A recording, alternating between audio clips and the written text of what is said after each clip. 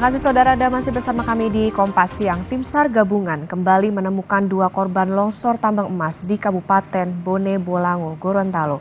Korban ditemukan dalam kondisi meninggal dunia.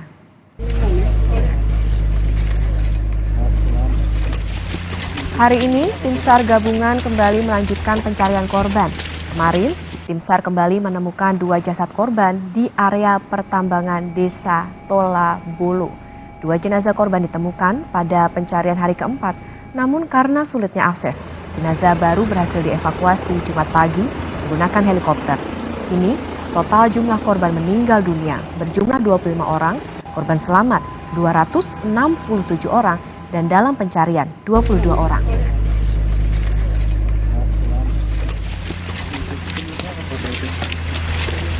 Enam 600 keluarga di Desa Hutadaa, Kecamatan Telaga Jaya, Kabupaten Gorontalo terpaksa mengungsi akibat rumah terendam banjir dengan tinggi 2 meter.